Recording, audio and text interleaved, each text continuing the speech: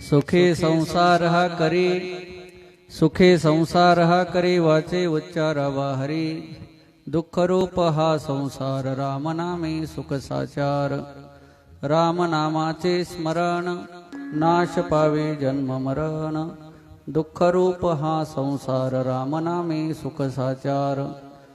जयापासे नामासे किंवा नाम जयापासे असे, नारायण तेथे वसे. दुःख रूप हा संसार, रामनामे सुख साचार. एका जनार्दनी नाम, एका जनार्दनी नाम, संसार हा परब्रह्म. दुःख रूप हा संसार, रामनामे सुख साचार. लोकाभिरामं रणरंगधीरं, राजीव नेत्रं रघुवंशनाथं. कारुण्यरूपं करुणाकरन्तं, श्रीरामचन्द्रं शरणं प्रपद्ये. पांडुरंगा करू प्रथम नमन,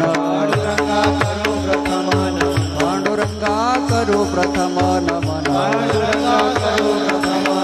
दुसरे चरणा संताचिया, त्यांच्या कृपादाने कथे कविता, बाबाजी सद्गुरुदास तुका, बाबाजी सद्गुरुदास तुका, बाबाजी सद्गुरुदास तुका. त्यांच्या कृपादाने कथे कविता, बाबाजी सद्गुरुदास तुका, बाबाजी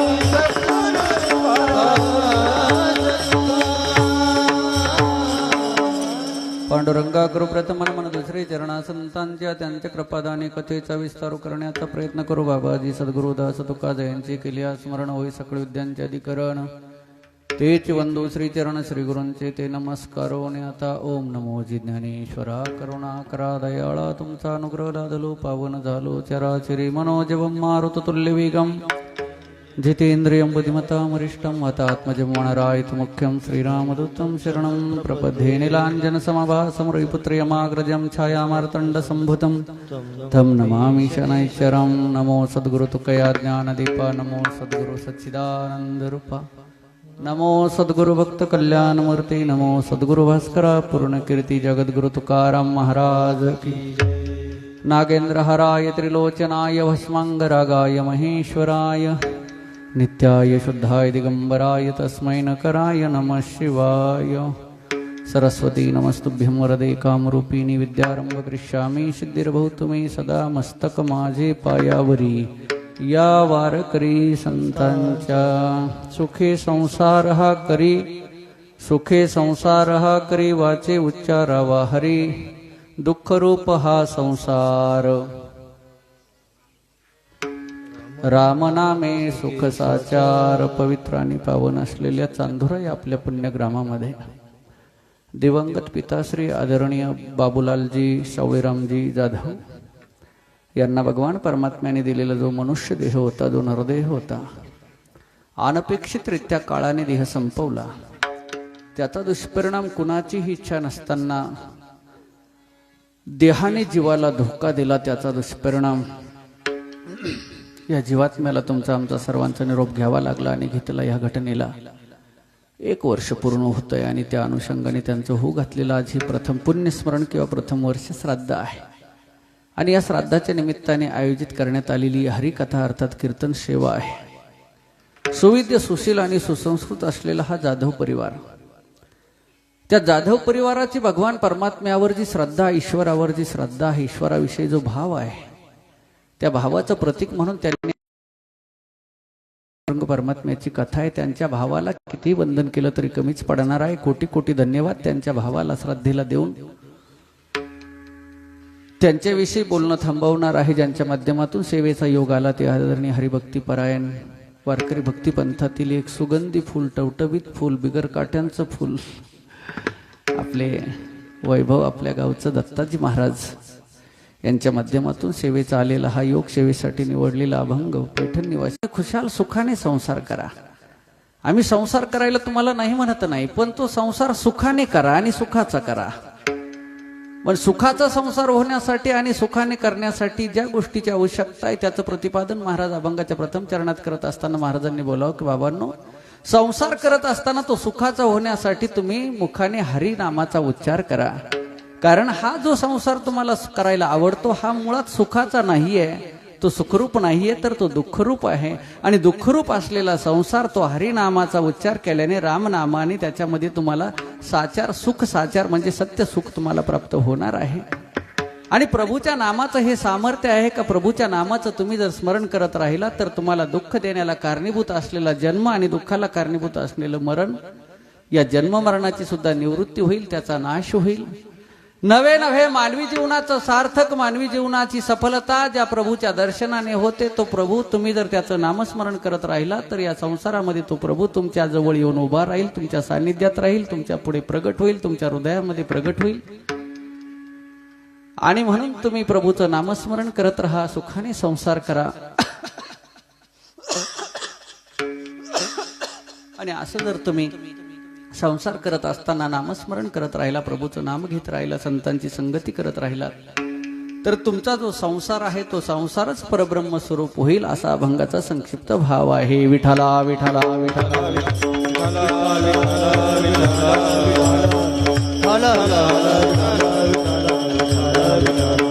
अभंगाचा संक्षिप्त भाव आपल्या पुढे मांडलाय. नियोजित वेळेमध्ये आपल्याला प्रभूचरणी सेवा समर्पित करायची, श्राद्धाच्या निमित्ताने सेवा आहे. कीर्तन करायचं म्हटलं की एकट्याला करता येत नाही, सर्वांना ज्ञात आहे, श्रुत आहे. जगद्गुरु तुकोबारायांनी बोलल्याप्रमाणे लावणी मृदंग श्रुती टाळ घोष शेव ब्रह्मरसावडीने मृदंग असावा लागतो. आणि मृदंग असून चालत नाही, मृदंगातून नाद ब्रह्माचा आविष्कार प्रकट करण्यासाठी मृदंगाचार्यांची आवश्यकता असते. आदरणीय हरिभक्तीपरायण परशुरामजी महाराज इथे उपस्थित आहेत, त्यांच्या चरणाला वंदन करतो. विनेकरी दादा आपले माऊली त्यांच्या चरणा. काय गोड नाचतात बघा, बघा किती गोड स्वभावही गोड आहे आणि डान्स पण गोड करतात. डान्स करणाऱ्यांची कमतरता नाही, हो डान्स करणाऱ्यांची कमतरता नाही, पण ह्या क्षेत्रामध्ये या हरिरंगामध्ये डान्स करणाऱ्यांची कमतरता आहे. महाराज खूप खूप भारी पावली धरतात, तालावर पावली धरतात. फक्त एकच उणीव बाकी मला दिसते, ती फक्त ती फक्त आता पोशाख आता सांप्रदायिक होणं गरजेचं आहे. विठाला विठाला विठाला विठाला विठाला विठाला. आणि मला खात्री का पुढच्या कीर्तनामध्ये ते आता ह्या जीन्स वरती उभे राहणार नाही याची खात्री आहे. हो धोतर नेसतात ना. आज जरा कीर्तन लवकर सुरू केलंय काय. विठाला विठाला त्यांच्या चरणाला वंदन आहे. तसं मी कीर्तन करत नव्हतो तेव्हापासून त्यांचा माझा चांगला परिचय आहे. कारण मी निवळ कीर्तनासाठीच चांदोऱ्यात येतो असं नाही. माझी आत्या चांदोऱ्यामध्ये, 2 बहिणी चांदोऱ्यामध्ये इथे नांदतायत. असो बहुतेकांना श्रुत आहे, ज्ञात आहे. ज्यांना माहीत नसेल त्यांच्यासाठी सांगितलं. अर्थात ते नातं सांगण्यासाठी मी इथं आलेलो नाही, लक्षात घ्या. त्याचबरोबर हार्मोनियममधून सप्तश्रुत छेडण्यासाठी आमचे माऊली आहेत, त्यांच्या चरणाला वंदन आहे. मला साथ करण्यासाठी आदरणीय हरिभक्तीपरायण दत्ता महाराज आणि त्यांचे सर्व सहकारी, सर्वांचा नामोल्लेख करणं उचित असेल तरी सुद्धा सर्व सहकारी, अगदी सर्वांच्या चरणाला विमल मतीने वंदन करतो. त्याचबरोबर शिष्टीमाले दादा, तुम्हाला जे ऐकायचंय थोडा वेळ ते माझं ऐकायचं नाही, हे साधू संतांचं माऊली ज्ञानोबराय तुकोबरायांचं ऐकायचंय, भगवान श्रीकृष्ण परमात्म्याचं ऐकायचंय. आणि हे बोलणं भगवान श्रीकृष्ण परमात्म्याचं, ज्ञानोबराय तुकोबरायांचं तुमच्यापर्यंत शुद्ध स्वरूपामध्ये पोहोचवण्याचं कार्य शिष्टीमाले दादा करणार आहे. म्हणून त्यांच्या चरणाला वंदन. अगदी सर्व आमच्या आया बहिणी इथे बसल्या, तिकडे भाविक संत मंडळी, सर्वांच्या चरणाला वंदन करून सेवेला प्रारंभ करणार आहे. विठाला विठाला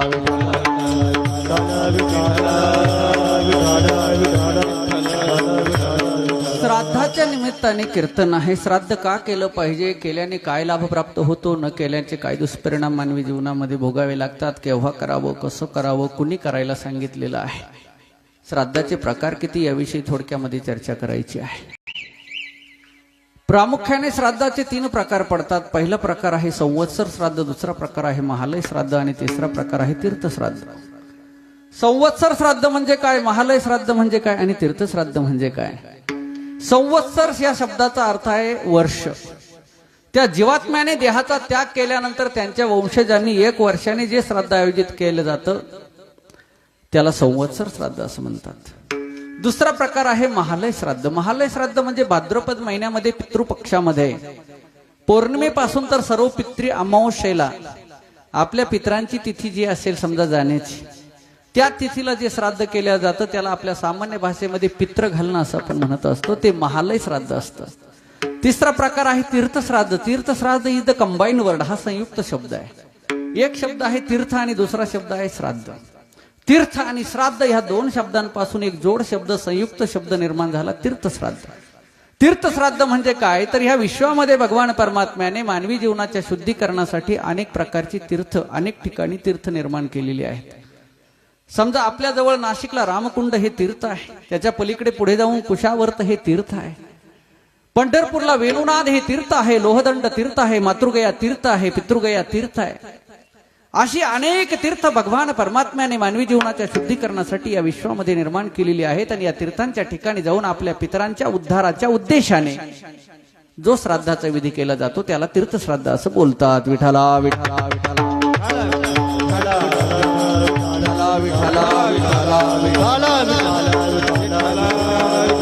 श्राद्धाविषयी थोडं बोललो। आता श्राद्ध कशासाठी करावं तर आपल्या पितरांचं आपल्यावर जे ऋण आहे त्या ऋणातून ऋणमुक्त होण्यासाठी, आपल्या पितरांचं जे ओझं ऋणाचं आपल्या मस्तकावर आहे त्याच्यातून मुक्त होण्यासाठी पहिला उद्देश। आणि दुसरा उद्देश आपल्या पितरांना यमयातना सहन कराव्या लागू नयेत, यमदंड सहन करावे लागू नयेत, त्यांना अधोगती प्राप्त होऊ नये, त्यांना उत्तम गती प्राप्त व्हावी, नवे नवे त्यांचा यमयातनेपासून त्यांची सुटका व्हावी, ह्या उद्देशाने, पूर्वजांच्या ह्या उद्देशाने आपण श्राद्धादी विधी केले पाहिजेत। केव्हा करावं यालाही शास्त्र सांगितलंय, केव्हा करायला सांगितलंय। बऱ्याच ठिकाणी आता महाराजांनीच मला किती वाजायला बोलवलं म्हणे 9, 9:15 आमच्याकडे सुरुवात होत असते। मला गॅरंटी या महिन्यात जवळजवळ मी 15 ते 16 श्राद्ध केले असते। श्राद्धाचेच कार्यक्रम निवड 15 ते 16 झाले असतील या महिन्यामध्ये। श्राद्धाचं कीर्तन मला गॅरंटी 10 वाजेच्या आत सुरूच होऊ शकत नाही। पत्रिकेवर 10 ते 12 वेळेस टाकलेला असतो, पण 10:30 वाजूनच जातं, 11:45 होऊनच जातं चिंतनाला सुरुवात व्हायला। विठाला विठाला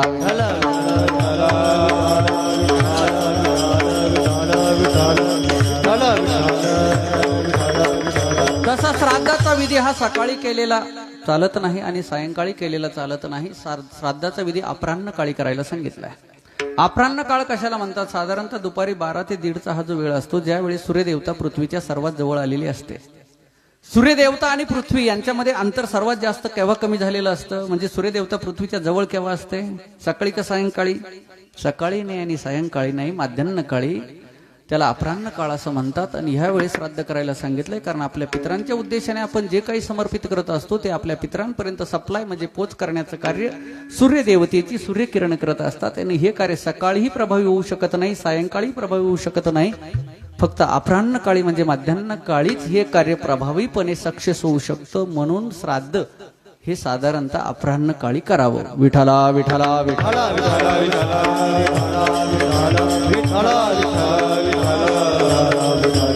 श्राद्ध कुणी करायला सांगितलंय?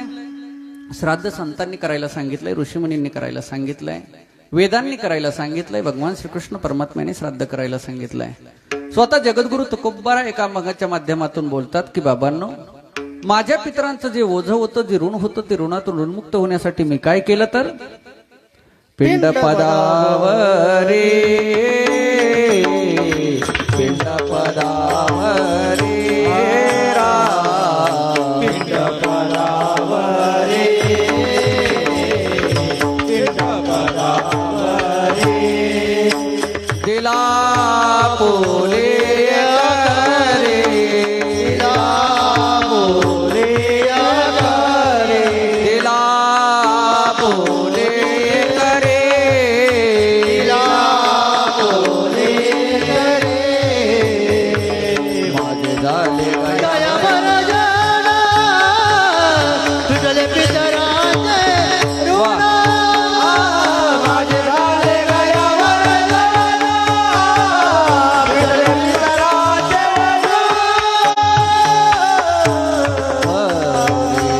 जगद्गुरु तुकोबारायांनी बोला, पिंड पदावरी दिला पुले करी माझे झाले गयावर जन फिटले पितरांचे ऋण, माझ्या पितरांचं माझ्यावर जे ऋण होतं ते फिटलं, पण केव्हा? जेव्हा पिंड पदावरी दिला पुले करी। पिंड शब्दाचे 2 अर्थ आहे, 2 पिंड अपेक्षित आहे जगद्गुरु तुकोबारायांना।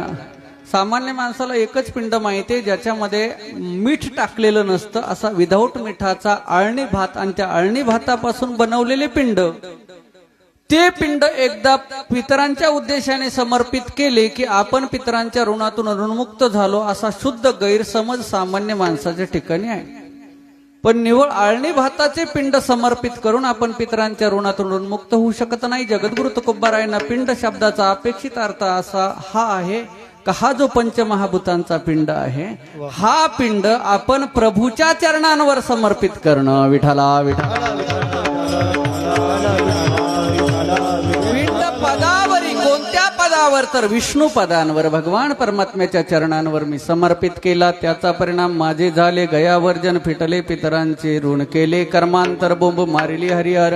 तुका म्हणे माझे भार उतरले, माझे झाले गयावर्जन, फिटले पितरांचे ऋण. ठला विठला तुकोबारायांनी श्राद्ध करायला सांगितलंय, संतांनी श्राद्ध करायला सांगितलं. इतकंच नाही तर विश्वाचा मालक का ज्याच्याविषयी बोलत असताना जगद्गुरु तुकोबारायांनी बोललंय, बाबांनो अनंत ब्रह्मांडे उदरी उदरी, अनंत ब्रह्मांडे उदरी उदरी, अनंत ब्रह्मांडे उदरी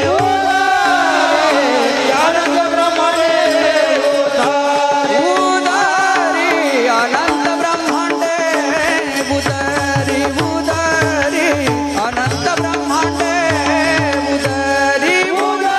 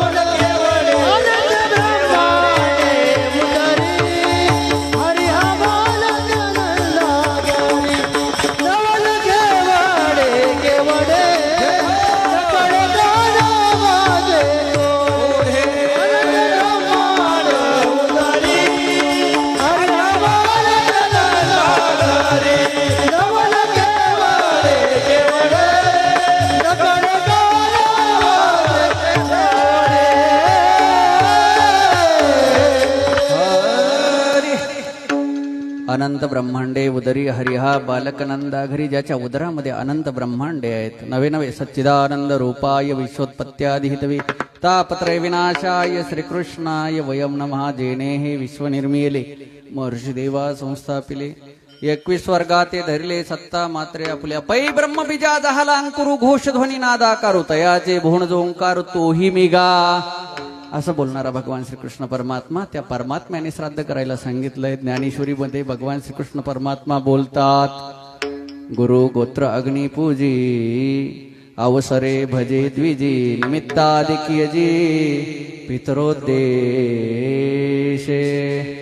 भगवान श्रीकृष्ण परमात्म्याने बोला, गुरुची पूजा करा, गोत्राची पूजा करा, अग्नीची पूजा करा, द्विजाला भजा आणि निमित्तादिकीयजी पितरोद्देशे. निमित्तादिकी म्हणजे नैमित्तिक कर्मामध्ये, पित्रोद्देशे म्हणजे पितरांच्या उद्देशाने यजन करा. विठला विठला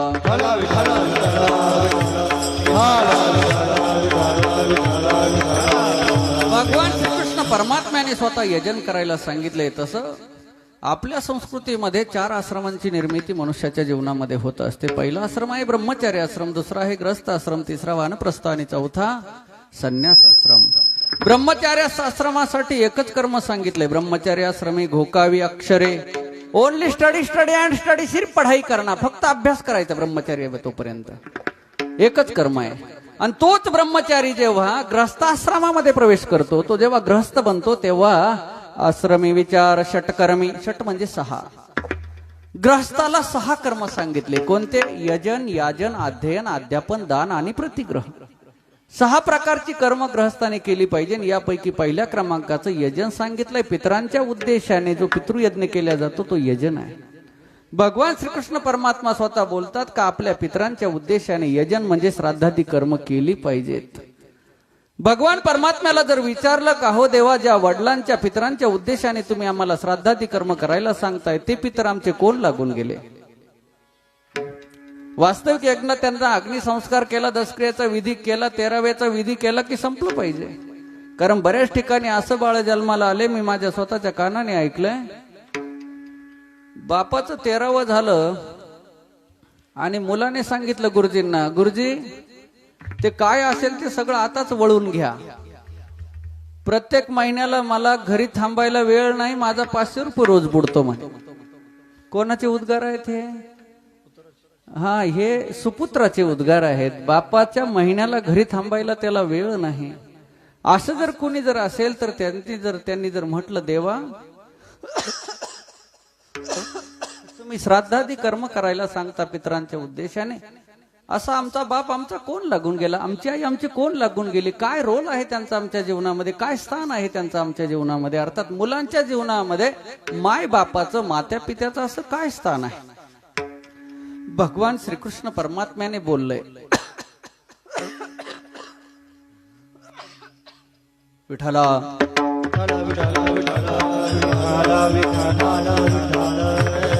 अरे बाबा, आई वडील म्हणजे तुझ्या जीवनामध्ये कोणी सामान्य नाही. सकळ तीर्थाची धुरे जी एका माता पितरेती सेवीची कीर शरीरे लोन कीजे. आई वडील हे कोणी सामान्य नाही. मुलांच्या जीवनामध्ये आई वडिलांचं स्थान म्हणजे या विश्वामध्ये सकळ तीर्थाची धुरे. सकळ म्हणजे संपूर्ण तीर्थाचे म्हणजे तीर्थांचे धुरे म्हणजे राजे असलेले, अग्रस्थानी असलेले. या विश्वामध्ये जितके तीर्थ आहेत त्या सर्व तीर्थांचे राजे अग्रस्थानी जर कोणी असतील, खरे तीर्थ जिवंत तीर्थ जर असतील तर ते म्हणजे आपले माता पिता आहेत. विठाला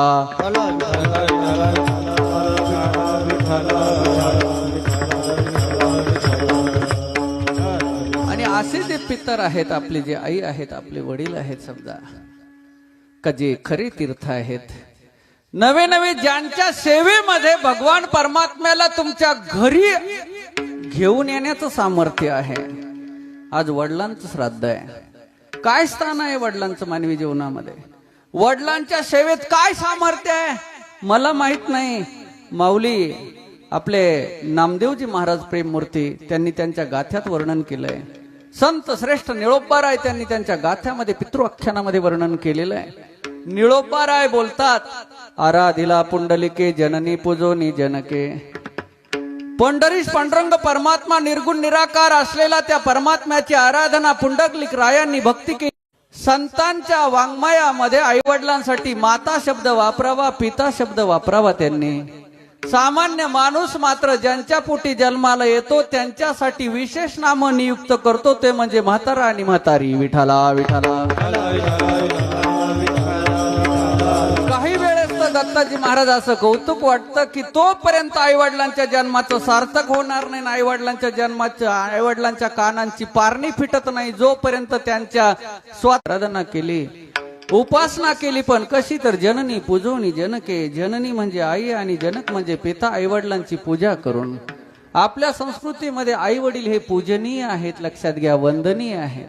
आईवडिलांची पूजा आपल्या संस्कृतीमध्ये केली जाते. श्राद्ध आईचं असेल का वडिलांचं असेल, श्राद्ध झाल्यानंतर सोनार दादांकडे जाऊन चांदीचे आई किंवा चांदीचे वडील बनवून आणल्या जातात.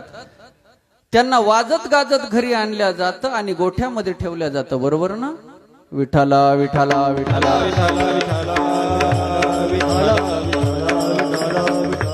तुमच्यासाठी प्रश्न विचारणार आहे, आपल्या गृहस्थाच्या घरामध्ये देवघर असतं की नाही? असतं, असावं. देवघर असतं, देव्हारा असतो ना? असतो. देव्हारा कुणासाठी असतो हो? देवासाठी, मनुष्यासाठी की पशुसाठी? साधं बोलतोय. 3 पर्याय ऑप्शन आहे, योग्य पर्याय निवडा, मार्क मिळणार नाही. देवारा देवासाठी, मनुष्यासाठी की पशुसाठी? पशुसाठी नाही, मनुष्यासाठी नाही. देवारा देवासाठी. मग देवासाठी असलेल्या देवाऱ्यात देव असावा, मनुष्य असावा की पशु असावा? दत्ताजी महाराज देवासाठी असलेल्या देवाऱ्यात फक्त देव असावा, पशु नसावा, मनुष्य नसावा. म्हणजे याचा अर्थ देवारा जर देवासाठी तर त्या देवाऱ्यामध्ये देवच असावा आणि देवच असतात. आपले आई वडील देव आहेत, पशु आहेत की मनुष्य आहेत? बोला ना आता. एवढा अवघड प्रश्न आहे का? आपले आई वडील देव आहेत, बरोबर आहे की नाही? देव आहेत आपले. आई बाप केवळ काशी, माय बाप केवळ काशी, माय बाप केवळ काशी, माय बाप केवळ काशी,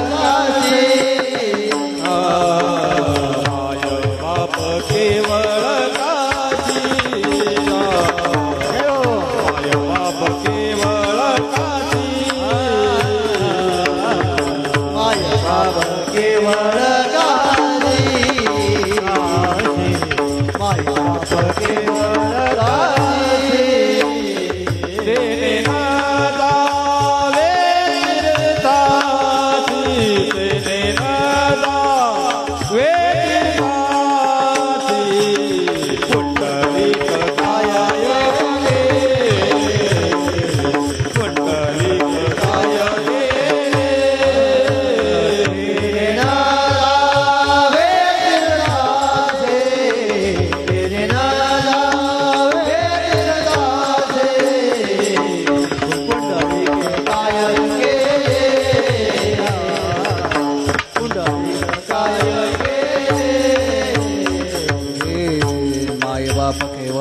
तेने न जावे तीर्थासी पुंडलिके काय केले. मायबाप म्हणजे हे कोणी सामान्य नाही. आपल्या शेतकरी वर्गाच्या घराच्या शेजारी गोठा असतो. असतो की नाही गोठा? गोठा कोणासाठी असतो? देवासाठी, मनुष्यासाठी की पशुसाठी असतो? जनावरांसाठी म्हणजे पशूंसाठी असतो. मग पशुसाठी असलेल्या गोठ्यात पशु असावा, देव असावा की मनुष्य असावा? देवही नसावा, मनुष्यही नसावा. पशुसाठी गोठा आहे तर त्या गोठ्या पशुसाठी असलेल्या गोठ्यामध्ये पशु असावा. आपले आई वडील पशु आहेत, मनुष्य आहेत का देव आहेत? पुन्हा विचारतो. आधी एकदा विचारलं होतं, देव आहेत. मग काही ठिकाणी जर देव आई वडील आहेत तर देव हे देव्हाऱ्यात पाहिजे की नाही? बरोबर आहे की नाही? देव्हाऱ्यात पाहिजे किंवा घरात तरी पाहिजे कमीत कमी. पण दुर्दैव हे का काही ठिकाणी देव असलेले आई वडील गोठ्यामध्ये ठेवण्याची व्यवस्था होते. याचा अर्थ त्यांचे मुलं त्यांना देव मानतायत, मनुष्य मानताय का पशु मानताय? कुणासारखा व्यवहार आई वडिलांशी करताय? ज्या अर्थी काही ठिकाणी आई वडील गोठ्यांमध्ये आहेत याचा अर्थ त्यांचे मुलं त्यांच्याशी पशुतुल्य व्यवहार करतायत. विठाला विठाला.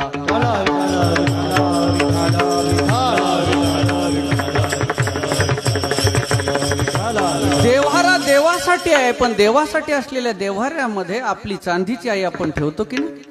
चांदीचे वडील आपण ठेवतो की नाही? श्राद्धानंतर ठेवतो. याचा अर्थ काय सिद्ध होत आहे का देव्हारा जर देवासाठी आहे, देव्हाऱ्यामध्ये जर देवच असावे, तर ज्या अर्थी आपले आई वडील चांदीचे बनून मृत्यूनंतर श्राद्धानंतर देवासाठी असलेल्या देव्हाऱ्यामध्ये त्यांना स्थान आहे. याचा अर्थ आपले आई वडील मनुष्य नाही, पशु नाही, तर आपले आई वडील देवता आहेत. विठाला विठाला.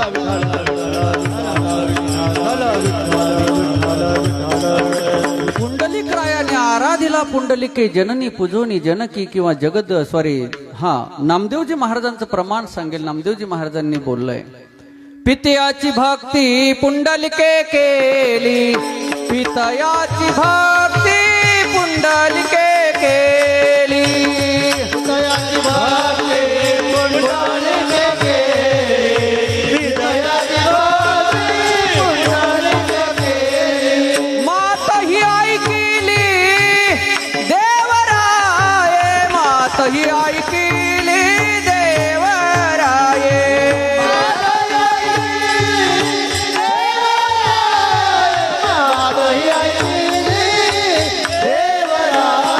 पितयाची भक्ती पुंडलिके केली, पितयाची भक्ती पुंडलिके केली, पितयाची भक्ती पुंडलिके केली, पितयाची भक्ती पुंडलिके केली. केली बोला. पितयाची भक्ती पुंडलिके केली, पितयाची भक्ती पुंडलिके केली, पितयाची भक्ती पुंडलिके केली, पितयाची भक्ती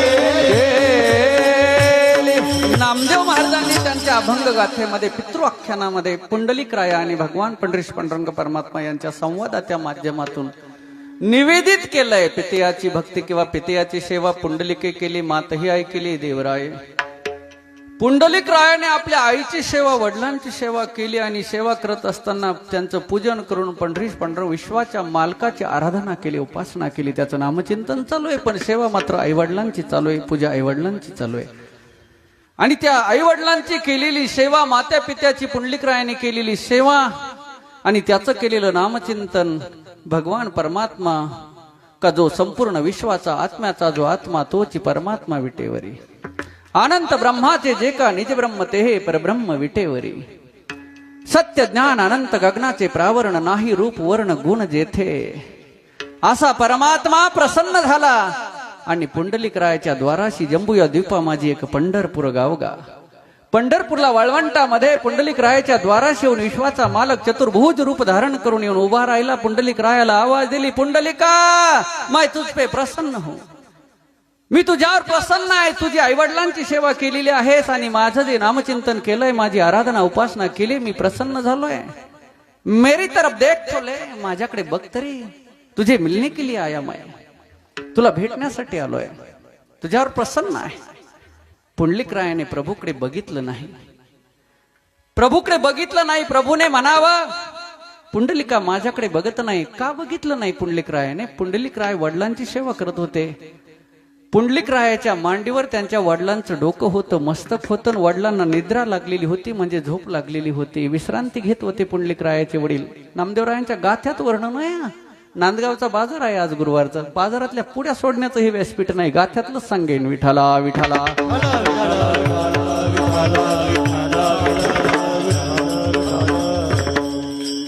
पुंडलिक रायाने बघितलं नाही. देवाने म्हणावं, प्रभूने म्हणावं, पुंडलिका माझ्याकडे बघत नाही. अरे तुझ्याशी बोलण्यासाठी माझं मन आतुर होतंय रे. मुझे ऐसा लग रहा है कि तेरे साथ कुछ बातें की जाए. I want to chat with you, तुम्हारे साथ कुछ, तुझ्याशी काहीतरी हितकुच बोलावं, तुझ्याशी काहीतरी हितकुच बोलावं, गप्पा कराव्या तुझ्याशी, असं मला वाटतंय. तेव्हा पुंडलिक रायाच्या मुखातून उद्गार बाहेर पडले, देवा ना ना ना, आई कांट टॉक विथ, मैं तुम्हारे साथ नहीं बातें कर सकता. माझ्या पित्याची होईल निद्राभंग, न घडे प्रसंग बोलण्याचा.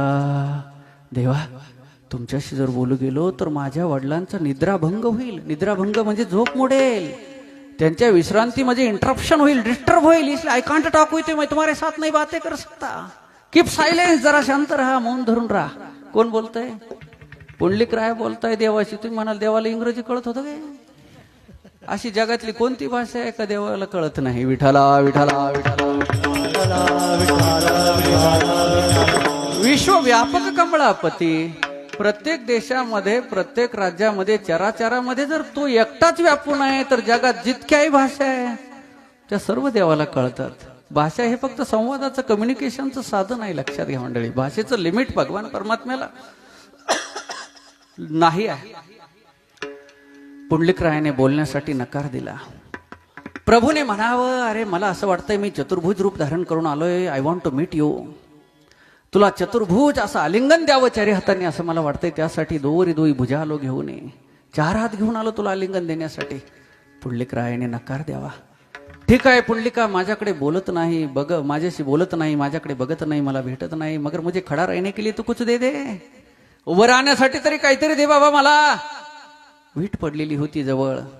पुंडलिक रायांच्या दिशेने आवाज येत होता. ज्या त्या आवाजाच्या दिशेने, देवाच्या आवाजाच्या दिशेने वीट भिरकावली. ती प्रभूच्या विश्वाच्या मालकाच्या पायाला जाऊन लागली आणि त्याच विटेवर पंढरीश पांडुरंग परमात्मा योगी 28 विटेवरी उभा. वामांगी रखुमाई दिश दिव्य सेवा शोभा. पुंडलिका भेटी परब्रह्मालेगा. चरणी वाहे विमा उद्धरी जगा. जय देव जय देव जय पांडुरंगा. जय देव जय देव जय पांडुरंगा. जय देव जय पांडुरंगा. जय देव जय पांडुरंगा. रखुमाई वल्लभा राहीच्या वल्लभा पावे जीवलगा.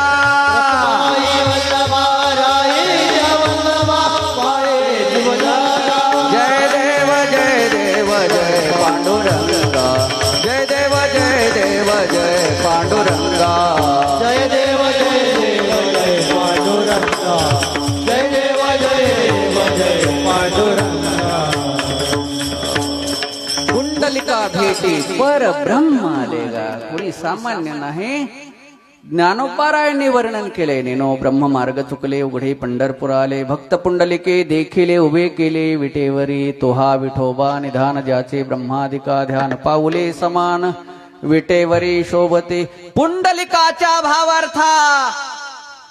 पुंडलिक रायासाठी आला. पण ज्या पुंडलिक रायांसाठी आला त्या पुंडलिक रायाने अशी काय भक्ती केली होती, कुणाची सेवा केली होती? आराधिला पुंडलिके जननी पूजोनी जनके किंवा पितियाची सेवा किंवा पितियाची भक्ती पुंडलिके केली. काय सामर्थ्य आहे आई वडिलांच्या सेवेमध्ये? पुंडलिकासाठी अजूनही दिसतात. पुंडलिकासाठी जय हो. अजूनही दिसतात. पुंडलिकासाठी अजूनही दिसतात. पुंडलिकासाठी अजूनही दिसतात. तुका म्हणे माता धन्य जाती. तुका म्हणे माता धन्य जाती. उजनीच काही नेन भगवन. जय हो. क्या बात. उजनीच काही नेन भगवन. तुका म्हणे माता धन्य जाती. तुका म्हणे माता धन्य जाती. उजनीच काही नेन भगवन. उजनीच काही नेन भगवंत हरी हे हे. पुंडलिकासाठी अजून तिष्ठत तुका म्हणे मात धन्य त्याची. कुणाच्या सेवेत सामर्थ्य आहे? विश्वाचा मालक 28व्या युगामध्ये विटेवर येऊन उभा राहिला आणि पुंडलिक रायाला बोलू लागा. पुंडलिका, पितृभजनाचा झालाशी अधिकारी केली बा पायरी वैकुंठाशी. अरे पितृभजनाचा अधिकारी झालास रे, मैं तुझ पे प्रसन्न हूं. तुझे क्या चाहिए मांग ले. What do you want. काही घे, मी काही द्यायला तयार आहे तुला. काहीही द्यायला तयार आहे मी. प्रसन्न आहे तुझ्यावर. कुणाच्या सेवेमुळे प्रसन्न झाला? विश्वाचा मालक. हे सामर्थ्य आहे आई वडिलांच्या सेवेमध्ये. आई वडील म्हणजे म्हाताडा म्हाताडी नाही, लक्षात घ्या. विठाला विठाला विठाला विठाला विठाला विठाला. विश्वाच्या मालकाकडे तुम्हाला जावं लागणार नाही. विश्वाचा मालक तुमच्या दारामध्ये आणून उभं करण्याचं सामर्थ्य माता पित्याच्या सेवेत आहे. विठाला. पुंडलिक रायावर प्रसन्न झाले भगवान परमात्मा. म्हणू लागले तुला काय पाहिजे ते माग. मोठ्यांची मागणी मोठी असते, विश्व कल्याणाची असते. मानवाच्या उद्धारासाठी मागणी असते मोठ्यांची. जसं ज्ञानोबारायांची मागणी मोठी. दुरितांचे तिमिर जाओ विश्व स्वधर्म सूर्य पाहो. जो जे वांछील तो तेला हो प्राणी जात. मोठ्यांची मागणी मोठी असते. पुंडलिक रायाने म्हणावं प्रभू काय नाही, तुम्ही माग म्हणताय ना, द्यायचंच असेल तर असं द्या. आता आलेच ना माझ्या गावाला, तर माझ्या गावचे अधिपती म्हणून राहा. पुन्हा रिटर्न जायचं नाही देवा. सतत माझ्याच गावी वास्तव्य करायचं, निवास करायचा. पंढरीनाथ म्हणूनच राहायचं. आता पुन्हा जायचं नाही परत देवा. देवानी म्हणावं ठीक आहे पुंडलिका नाही जाणार, पण काय करू रे इथं उभं राहून. काय नाही देवा, जे कोणी शरणागत येतील ना त्यांना कृपा दृष्टीने बघत राहा. जे कोणी मनुष्य स्त्री असेल पुरुष असेल, जाणता नेनता ज्ञानी अज्ञानी गरीब श्रीमंत पापी पुण्यवान चांडाळ महापापी कुणी असो देवा, तो जर वारकरी बनून तुमच्या दर्शनाला आला ना तर त्याला तुम्ही मोक्षाचा अधिकारी बनवायचं. तोची एक दान शूर दादा. तोची एक दान शूर दादा. तोची एक दान शूर दादा. हो विटेवरी जाती पाऊले जमाना. तोची एक दान शूर दादा. तोची एक दान शूर दादा. पाऊले जमाना.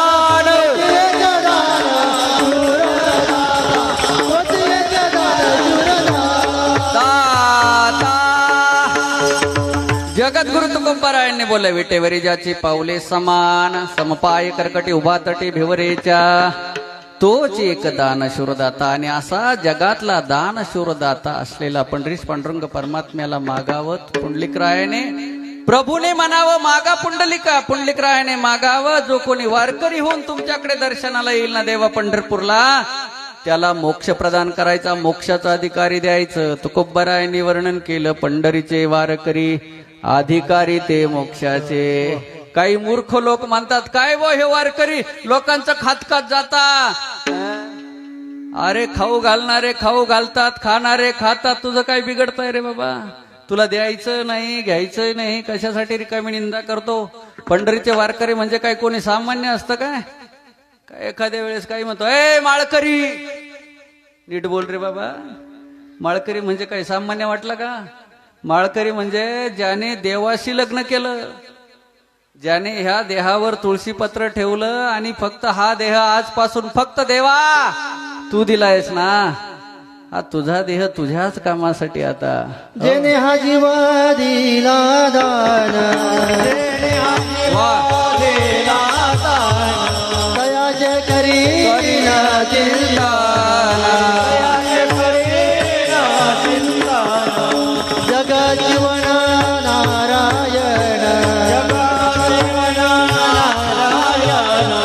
गायीन गुण दयाचे, सोया भिवारे जातिरी, सोया भिवारे जातिरी, गायीन गुण दयाचे, सोया भिवारे जातिरी, सोया भिवारे जातिरी. जगद्गुरु तुकोबारायांनी बोललं, जेने हा जीव दिला दान, तयाचे करीन चिंतन, जगत जीवन नारायण गायन गुण तयाचे, जो या भिवरेच्या तेरी कट धरोनिया करी, पाऊले समची साजिरी अंतरी धरोनी राहीन. माळकरी म्हणजे सामान्य नाही, वारकरी म्हणजे सामान्य नाही, पण घाणेरड्या लोकांना हे कळत नाही म्हणून ते वारकऱ्यांची निंदा करतात. विठाला विठाला स्वतः तुकोबारायांनी बोललाय, तुला दुसरं काही नाही होता आलं तरी चालेल रे बाबा, पण वारकरी झाल्याशिवाय राहू नको. होय होय वारकरी पाहे पाहे रे पंढरी, वारकरी होऊन पंढरीला जा, पंढरी पहा, पांडुरंग परमात्म्याचं दर्शन कर, पुंडलिकरायाचं दर्शन, चंद्रभागेचं स्नान कर. कारण पंढरीचा वारकरी जर तू झालास ना तर तू मोक्षाचा अधिकारी आहे. पुंडलिके दिधलावर करुणा कर विठ्ठले, पुंडलिकरायाला करुणा कर विठ्ठल परमात्म्याने तसा वर दिलाय, वरदान दिलंय. म्हणून आपण गर्जना करत असताना काय करतो? पुंडलिक वरदा श्री ज्ञानदेव पंढरीनाथ भगवान की. काय गर्जना करतो आपण? पुंडलिक वरदेव नाही, पुंडलिक वरदा. पुंडलिक वरदा म्हणजे पुंडलिक रायाला वरदान देणारा हा परमात्मा. का पंढरीचे वारकरी अधिकारी ते मोक्षाचे. ठीक आहे पुंडलिक राया, तुम्ही म्हणता तर मी त्यांना मोक्षाचा अधिकारी बनवेल. आणखी काही मागायचं काही नाही देवा. अहो तो वारकरी मूड असेल, पापी असेल, कसाही असेल ना, तो तुमच्यापर्यंत आला ना, त्याला तुम्ही आपल्या कासेला लावून माया नदीच्या पलीकडे उतरायचं, मायेच्या पलीकडे नेऊन सोडायचं देवा. कायमची दोनची सवय ना. विठाला विठाला विठाला पुंडलिक राय देवाने म्हणा होता, तास तू मूड पापी जैसे तैसे उतरी कासे लावून तुका म्हणे खरे झाले का बोले.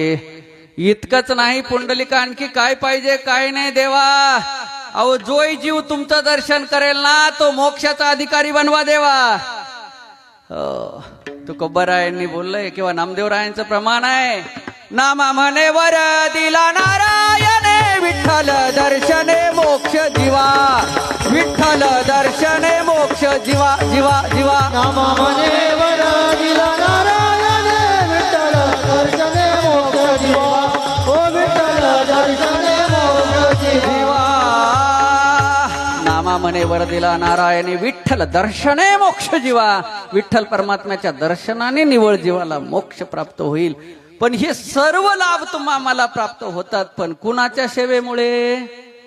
हे सामर्थ्य आहे हे माता पित्याच्या सेवेमध्ये. विठाला विठाला चला, आई वडिलांविषयी जरा बोलत होतो. अभंगाला न्याय द्यायचा आहे, थोडा वेळ बाकी आहे. श्राद्धाची कथा करायची म्हटले की ऑल इन वन करावी लागते, निवळ अभंगावर नाही. म्हणजे थोडस पितृआख्यान पण त्यामध्ये. आईचं श्राद्ध असेल तर मातृआख्यान करावं लागतं, मातेचं महिमान सांगावं लागतं. तुम्ही म्हणाल बाबा अहो आता आई कळत नाही असा कोण माणूस आहे, बाप कळत नाही असा कोण माणूस या जगात शिल्लक आहे. पूर्वीच्या वेळी ठीक होतं, अनाडी समाज होता, शिकलेला नव्हता, त्यामुळे आई वडील कळत असतीलच याची गॅरंटी नाही. पण आता प्रत्येक मुलांना आई वडील शिकवतात आणि मुलं शिकली म्हणजे त्यांना शहाणपण येतं, बरोबर आहे की नाही? कारण शिक्षण कशासाठी आहे? शहाणपण येण्यासाठीच आहे की नाही? पूर्वीच्या काळी अशिक्षित समाज असायचा, त्यामुळे शहाणपण असेलच असं नाही. पण आता सर्व निवळ शिक्षित नाही तर स्वतःला सुशिक्षित, अशिक्षित, शिक्षित आणि सुशिक्षित 3 प्रकार लक्षात घ्या. आता सुशिक्षित झाला ना, मग सुशिक्षित झालेल्या मुलांना शहाणपणा येतो, समज येते, आई कळते, वडील कळतात. आता काय आई वडिलांचं महत्व सांगण्याची आवश्यकता आहे? असाही प्रश्न दत्ताजी महाराज कोणाच्या मनामध्ये उपस्थित होऊ शकतो. पण दुर्दैव हे बऱ्याच ठिकाणी मानव समाज शिक्षित झाला पण सुशिक्षित व्हायचा बाकी आहे. ज्या दिवशी मनुष्य सुशिक्षित होईल त्या दिवशी त्याला आई वडील कळतील, भाऊ कळेल, बहीण कळेल, पत्नी कळेल, पती कळेल, नातेवाईक कळतील, देश कळेल, धर्म कळेल. हो, ज्या दिवशी तो सुशिक्षित होईल. निवळ शिकून उपयोग नाही, तो सुशिक्षित झाला पाहिजे, चांगलं शिकला पाहिजे. विठाला विठाला.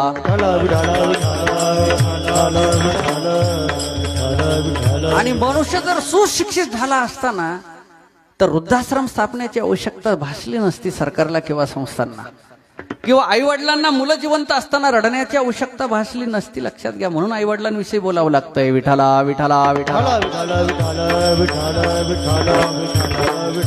प्रत्येक मनुष्याला संसार करायला आवडतो की नाही? आवडतो. संसार करायला आवडतो. मग जो संसार करायला आवडतो तो संसार करू दिला पाहिजे की नाही? ज्या गोष्टी आवडतात त्या करू दिल्या पाहिजे, करू दिल्या पाहिजे. आणि साधू संत तुम्हाला संसार करायला आवडतो ते म्हणतच नाही तुम्ही संसार करू नका असं. त्यांनी म्हणावं बाबांनो तुम्ही संसार कराच, पण तो संसार करत असताना तो संसार सुखाचा करण्याचा प्रयत्न करा. ठीक आहे महाराज, सुखाचा संसार करायचा तुम्ही म्हणता, संसार करा पण सुखाचा करण्याचा प्रयत्न करा. पण सुखाचा संसार होण्यासाठी काय करावं लागेल हे तरी जर आम्हाला सांगा ना. आम्ही तर संसार करतोय पण सुखाचा होईना ना. आता ह्या संसारामध्ये तुम्ही आम्ही शिक्षण घेतो सुखासाठी का दुःखासाठी? सुखासाठी. आणि ज्यांनी ज्यांनी शिक्षण घेतलं ते सुखी झालेत का? सुविधा प्राप्त झाल्या, सुख नाही. आता शिक्षण झालं त्यानंतर तुम्हाला लग्न करावं असं वाटतं संसारामध्ये. तुम्ही आम्ही लग्न करत असतो संसारामध्ये, सुखासाठी करत असतो की दुःखासाठी करत असतो? ज्यांनी ज्यांनी केली त्यांनी त्यांनी तरी बोला. जे ब्रह्मचारी आहेत ज्यांनी लग्न केलं नाही त्यांनी नाही बोललं तरी चालेल, पण ज्यांनी ज्यांनी लग्न केलीच जीवनामध्ये त्यांनी तरी बोला की लग्न सुखासाठी केलं जातं की दुःखासाठी? हो, सुखासाठी. म्हणजे लग्नानंतर आपल्याला सुख अपेक्षित असतं का दुःख अपेक्षित असतं? म्हणजे तुमच्या भाषेत बोलतो, लग्नापासून तुम्हाला दुःख पाहिजे असतं का सुख पाहिजे असतं? अपेक्षित अभिप्रेत हे शब्द जरा अवघड जातात. सुखच पाहिजे असतं का? म्हणजे लग्नापासून आपल्याला सुख अपेक्षित असतं, सुख पाहिजे असतं का? तर लग्न केल्याशिवाय आपण जीवनामध्ये सुखी होत, संसारात मनुष्य लग्न केल्याशिवाय सुखी होत नाही. म्हणून संसारामध्ये सुखी होण्यासाठी लग्न करावं लागतच ना. आणि ज्यांनी ज्यांनी सुखी होण्यासाठी संसारामध्ये लग्न केलीत ते सर्वच्या सर्व सुखी झालेत ना. बोला की विठाला विठाला विठाला.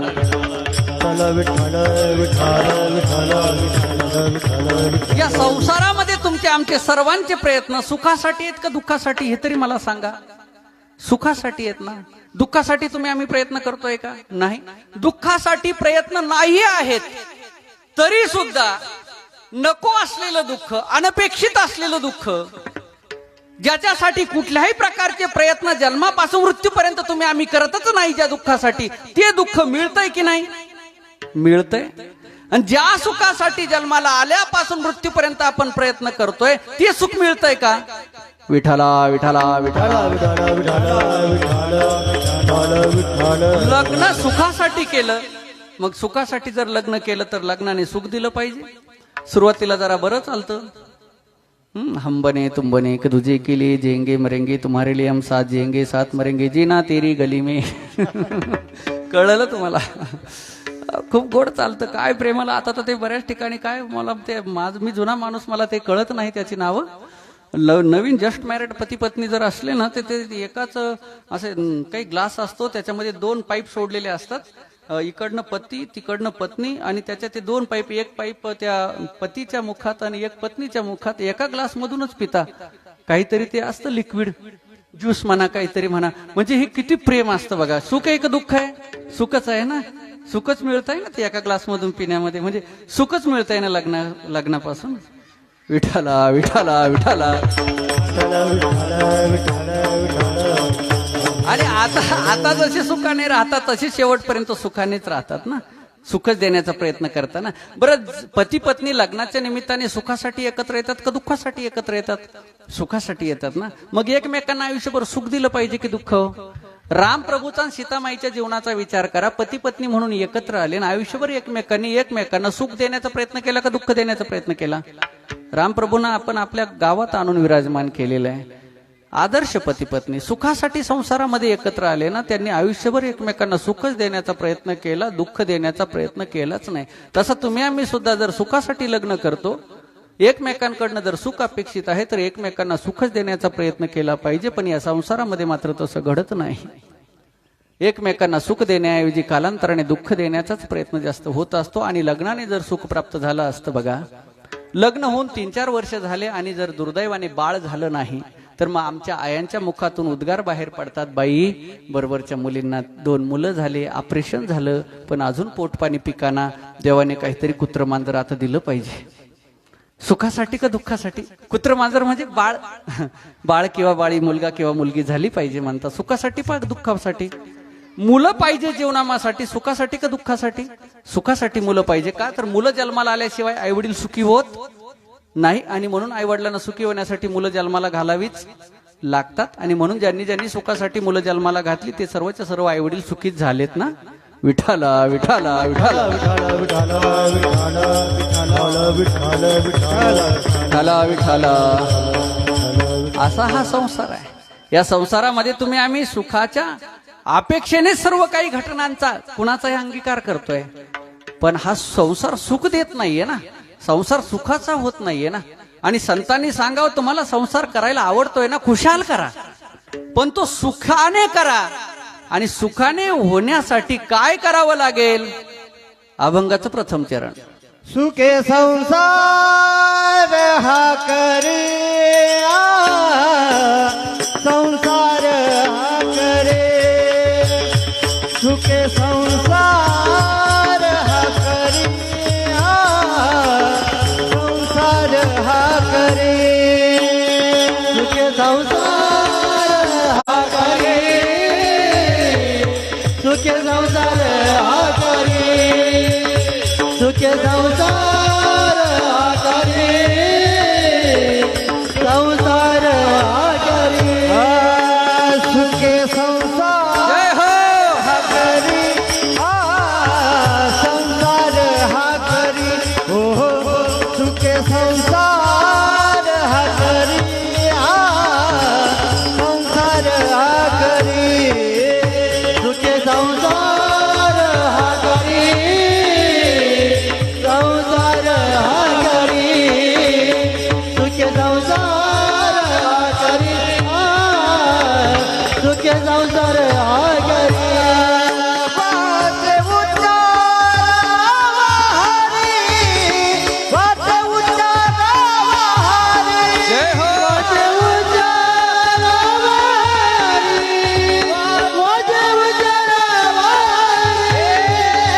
वाचे उच्चार हरी. वाचे उच्चार हरी, वाचे उच्चार हरी. वाचे उच्चार हरी, वाचे उच्चार हरी.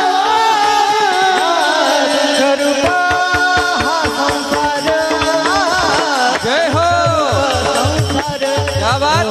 करुणा हा संसार.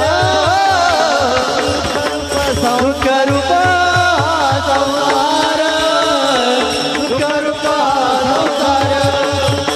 करुणा हा संसार, करुणा हा संसार.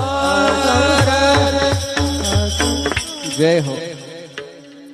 हरी. प्रथम चरणामध्ये अभंगाच्या एकनाथजी महाराजांनी बोलाव सुखी संसारा करी वाचे उच्चारावा हरी.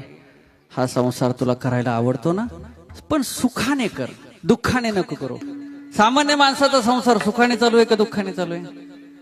अहो, ज्याला सामान्य माणूस संसार समजतो ना, बर का, काही म्हणता आता नाही ना, आता त्याच्या संसाराची सुरुवात झाली पाहिजे ना, पण जोपर्यंत मामा मामी प्रसन्न होत नाही तोपर्यंत या व्यावहारिक संसार, आता संसाराची सुरुवात सुद्धा सुखाने होत नाही. बाबा 1,00,000-1,50,000 घरात देऊ, पण ह्या वर्षी झालंच पाहिजे. म्हणजे संसाराची सुरुवात करायला सुद्धा दुःखच आहे, लक्षात घ्या. विठाला विठाला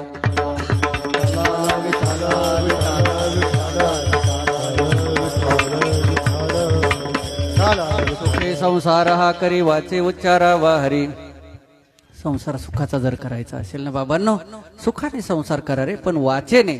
भगवान परमात्म्याने दिलेलं हे जे मनुष्य शरीर आहे ना, या मनुष्य शरीराला जी वाचा दिली, जगद्गुरु तुकोबराय बोलतात, देवाने आम्हाला हे जे मनुष्य शरीर दिलंय ना, देवा याला तू काही इंद्रिय दिली आहेत. तुकोबरायांचं प्रमाण दिले, इंद्रिय हातपाय कान डोळे मुख बोलाया वचन, जेने तू जोडसी नारायण नाशी जीवपन भव रोग. इंद्रिय दिले, हात दिले, पाय दिले, वाचा दिली, मुख दिलं, हृदय दिलं, मन दिलं, पाय असे अनेक कान दिले, डोळे दिले. आणि ह्या इंद्रियांपैकी वाचा जे आहे ना, मुख जे आहे ना, या मुखाने वाचेने वाचे उच्चारावा हरी. संसार करत असताना तो सुखाचा होण्यासाठी वाचेने तू हरिनामाचा उच्चार कर. का हरिनामाचा उच्चार कर? म्हणजे संसार करत असताना हरिनामाचाच उच्चार का करायचा? कारण तुला संसार सुखाचा करायचा आहे का दुःखाचा? सुखाचा करायचा आहे ना. सुखाचा करायचा याचा अर्थ तो सुखाचा आहे का? नाही. मग कसा आहे? त्या अभंगाच्या दुसऱ्या चरणात दुःख रूप हा संसार, दुःख रूप हा संसार. जय हो. दुःख रूप हा संसार, दुःख रूप हा संसार, दुःख रूप हा संसार,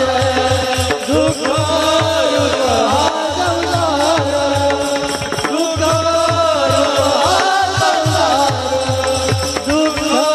रूप हा संसार, दुःख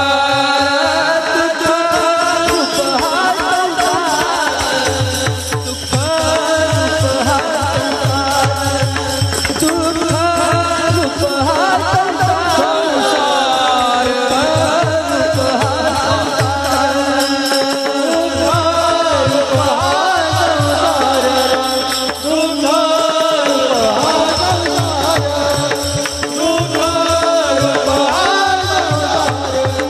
दुःख रूप राम नाम सुख सतार, राम नाम सुख सतार, दुःख रूप हा संसार, दुःख रूप हा संसार, दुःख रूप हा संसार, दुःख रूप हा संसार.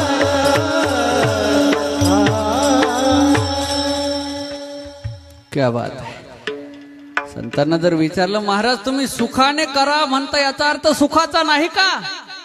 जर सुखाचा असता तर सुखे संसार करी म्हणावं लागलं नसतं, किंवा ज्ञानोबराय बोलले नसते, अवघाची संसार सुखाचा करीन आनंदे बरेन तिनी लोक. जर सुखाचा असता तर सुखाचा करीन म्हणण्याची आवश्यकता भासली नसती ना. ज्या अर्थी सुखाचा करीन म्हणतात किंवा सुखे संसार करी, याचा अर्थ तो सुखरूप नाहीये. मग कसा आहे? आहे हा संसार. जय हो. दुःख मानवाने आहे हा संसार, सुखाचा विचार नाही कोणे, सुखाचा विचार नाही कोणे, दुःख मानवाने आहे हा संसार, दुःख मानवाने आहे जगद्गुरु तुकोबरायांनी बोलावं, कसा आहे हा संसार? दुःख बांधवडी आहे हा संसार, सुखाचा विचार नाही कोठे. या संसारामध्ये सुखाचा विचार कोठेच नाही. आमच्या आया बोलतील मला, बाबा तुम्ही चुकीचं बोलला, असं कसं बोलता काही सुखाचा विचार नाही कोठे. अहो आम्ही जेव्हा समजा आमच्या मुलाचा साखरपुडा होता ना, आम्हाला सुख मिळालं तिथे. आम्ही आमच्या सुनबाईसाठी सफरचंद पाठवले, मेकअप किट पाठवलं, तिने पण त्यानंतर नेकलेस वगैरे करून नेला, अलंकार करून नेले, नाना प्रकारचे द्रव्य नेले, चांगले भारी भारी पैठणी नेली. आम्हाला सुखच मिळालं. आम्ही गेल्याबरोबर ती दर्शनासाठी आली, आम्ही तिने आमचं दर्शन घेतलं. किती आत्याबाई आत्याबाई आत्याबाई आत्याबाई सारखं सुखच दिलं. इतकंच नाही तर लग्नामध्ये सुद्धा आम्ही जेव्हा समजा सुनमुख बघायचं असतं तोपर्यंत म्हणजे तसं बघत नाही, मग त्यासाठी सोन्याचे अलंकार आम्ही करून नेलेले होते. ती घुंगट घालून बसलेली होती आणि घुंगट घालून बसलेली सुनबाई, मग आम्ही गेलो, तिचा घुंगट म्हणजे पदर असा वरती केला, तो चेहरा बघितला, आमच्या मुखातून उद्गार बाहेर पडले. काय माहिती का, कितना हसीन चेहरा कितनी प्यारी आंखें, ओ हो क्या बात है, हुस्न की परी हो, रूप का खजाना हो, तुम तो कितनी सुंदर हो. आणि असं म्हटल्यानंतर सुनमुखाचं दर्शन घेतलं. सुनमुखाचं दर्शन घेतात बरं का. आपल्या संस्कृतीमध्ये लहान जन्माला आलेलं बाळ त्याचंही दर्शन घेतात आणि ते विनमुख असं रिकाम्या हाताने नाही घेत. त्या बाळाला काहीतरी अलंकार म्हणा, द्रव्य म्हणा, दान देतात त्याच्या हातामध्ये, नंतर बाळ बघतात, बाळ बघण्याचा कार्यक्रम. तसं सुनाचं सुनमुख सुद्धा बघायचं म्हटलं की आपल्या संस्कृतीमध्ये रिकाम्या हाताने बघत नाही. जाळीचे मणी, चोपडे मणी, नेकलेस वगैरे काहीतरी. आमच्या आयांना चांगलं माहिती, ते मला तितका अनुभव नाही कारण अजून नाही आले सून. म्हणजे लक्षात घ्या, म्हणजे तसं बघत नाही ना. आम्हाला तर तेव्हा सुखच मिळालं, बरोबर आहे की नाही. आणि ते सुख तुम्हाला शेवटपर्यंत टिकलं ना. सुखाचा विचार नाही कोठे, दुःख बांधवडी आहे हा संसार. सुखाचा विचार नाही कोठे. जगद्गुरु तुकोबराय बोलतात, माऊली ज्ञानोबाराय सुद्धा बोलतात, संसार दुःख मूळ, चहूकडे इंगळ विश्रांती नाही कोठे, रात्रंदिवस तळमळ काम क्रोध लोभ शूनी, पाठी लागल उडाळ कवना मी शरण जाऊ. या संसारामध्ये आम्ही आतापर्यंत मनुष्य देहाच्या गावाला येत असताना 4 खाणींमध्ये 84 लक्ष योनींमध्ये फक्त आणि फक्त दुःखच भोगत आलोय, सुख नाही. हे मी बोलत नाही, नांदगावच्या बाजारातली पुढी सोडणार नाही. ज्ञानोबरायांचं प्रमाण सांगेल, पूर्वजन्मी पाप केले ते हे बहु विस्तारले, विषय सुख नाशिवंत सेविता तिमीर कोंदले, 84 लक्ष योनी फिरता दुःख भोगिले. हा जीवात्मा या जन्म मृत्यूच्या संसारामध्ये आतापर्यंत फक्त आणि फक्त दुःखच भोगत आलाय, सुख भोगत आला नाही. किंवा आणखी एक प्रमाण, हिंडता गव्हाने गा शिनलो येर झारी, न मिळेची दाता कोणी जन्म दुःख निवारी. या जन्म मृत्यूच्या एरझारीमध्ये पुनरपी जननम पुनरपी मरणम पुनरपी जननी शयनम, किती वेळा जन्मा यावे, किती व्हावे फजित. या जन्म मृत्यूच्या संसारात फक्त दुःख भोगत आलाय जीवात्मा. आणि असा दुःखरूप असलेला संसार, ज्याच्याविषयी किती बोलता येईल का, किती दुःखरूप आहे. या संसारामध्ये उत्स्फूर्त फक्त दुःख भरलेला आहे. आणि असा दुःखरूप असलेला संसार, तो हरिनामाच्या उच्चाराने, रामनामाच्या उच्चाराने, रामनामे सुख साचार, सुखे संसार हा करी, वाचे उच्चारावा हरी, दुःख रूप हा संसार, रामनामे सुख साचार. प्रभूचं नामस्मरण जर आपण संसार करत असताना करत राहिलो तर आपल्या जीवनातलं दुःख जाईल आणि संसार जो आहे त्याच्यामध्ये आपल्याला सुख प्राप्त होईल. तुम्ही म्हणाल संसारामध्ये रामनामाचा, हरिनामाचा उच्चार करण्याचा आणि दुःख जाण्याचा किंवा सुख मिळण्याचा कार्यकारण संबंध काय? तो संबंध असा आहे, आम्हाला संसारामध्ये दुःख देणारे जेवढे घटक आहेत ना, त्या सर्व घटकांचा निराश म्हणजे त्यांची निवृत्ती करण्याचं सामर्थ्य हरिनामामध्ये आहे, रामनामामध्ये आहे. आपण जर कामामध्ये राम म्हणत राहिलो, आपण जर संसारामध्ये प्रभूचं नामस्मरण करत राहिलो, वाचे उच्चारावा हरी सांगितलंय, हरिनामाचा जर आपण उच्चार करत राहिलो तर हरिनामामध्ये काय काय सामर्थ्य आहे. हरिनाम घेतल्याने काय होतं? हरिमुखी गाता हरपली चिंता, त्या नाही मागुता जन्म घेणे. पुन्हा हरिमुखे म्हणा पुण्याची गणना, किंवा हरि उच्चारणी अनंत पापराशी जातील लयाशी. दुःख कशामुळे मिळतंय? सुख का मिळत नाही? तर आपल्या जन्मात पाप आहे, जीवनामध्ये पाप आहे. आणि जोपर्यंत पाप हा घटक आपल्या जीवनात शिल्लक आहे तोपर्यंत नको असलेलं दुःख संपुष्टात येणार नाही, संपणार नाही, आणि हवं असलेलं सुख मिळणार. मग पाप हा घटक जर आपल्याला सुख मिळू देत नसेल आणि दुःख देत असेल तर तो असावा की नसावा? नसावा ना. पण आहे ऑलरेडी, मग असला पाहिजे की गेला पाहिजे ना. पण घालवण्याचं सामर्थ्य कुणात आहे? हरिनामामध्ये आहे, हरि उच्चारणी अनंत पापराशी जातील लयाशी क्षण मात्र किंवा माऊलीनेच हरिपाठामध्ये बोललंय नाम मंत्र जप कोटी जाईल पाप कृष्ण नामी संकल्प धरुणी राहे. किंवा तुकोबाराय तर बोलतात बाबांनो जळतील पापे जन्मांतरीच पण त्यासाठी नाम संकीर्तन साधन पै. किंवा वसो न शके पाप जाय त्रिविध तो ताप. पण हे सामर्थ्य कशात आहे? आईशे विठोबाचे नाम. प्रभूच्या नामात तुमच्या जीवनातील पाप घालवण्याचं सामर्थ्य. त्रिविध तापांमुळे दुःख आहे, ते त्रिविध ताप घालवण्याचं सामर्थ्य प्रभूच्या नामात आहे. लक्षात घ्या मंडळी. एकनाथजी महाराज एका अभंगाच्या माध्यमातून बोलतात. दुसरा एक अभंग आहे, त्या अभंगाची सुरुवात अशी आहे, रामकृष्ण हरी सदा गरजे जो वैखरी तयापाशी नुरे पाप आणि नाशे त्रिविध तो ताप. तुमच्या आमच्या जीवनामध्ये दुःख देणारे त्रिविध ताप त्यांचा नाश करण्याचं सामर्थ्य आणि तुमच्या आमच्या जीवनातील दुःख देणाऱ्या पापाला घालवण्याचं सामर्थ्य प्रभूच्या नामात आहे. म्हणून वाचे उच्चारावा हरी सुखे संसार हा करी. वाचे उच्चारावा हरी कारण दुःख रूप हा संसार आणि रामनामे सुख साचार. विठला विठला. या हरिनामाचं काय श्रेष्ठत्व आहे, किती घटक तुमच्या आमच्या जीवनात दुःखाला कारणीभूत आहेत आणि त्या सर्व घटकांचा निराश करण्याचं सामर्थ्य हरिनामामध्ये आहे का? तर आहे. ते कसं डिटेलमध्ये सांगितलं असतं, पण मुळात सेवा उशिरा सुरू झाली आहे, पण जास्त उशीर करायचा नाही आहे.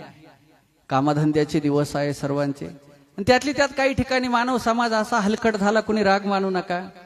एखाद्या व्यक्तीचा दशक्रिया विधी दररोज करायचा असतो का? नाही ना. बरं त्या व्यक्तीला आपण ती गेल्यानंतर रडतो की नाही? रडतो ना. मग दशक्रिया विधीला जरा वेळ काढला तर काही बिघडेल का? त्यांच्या श्राद्धाला दररोज श्राद्ध करायचंय का? नाही ना. श्रद्धांजली एकदाच द्यायची शक्यतो.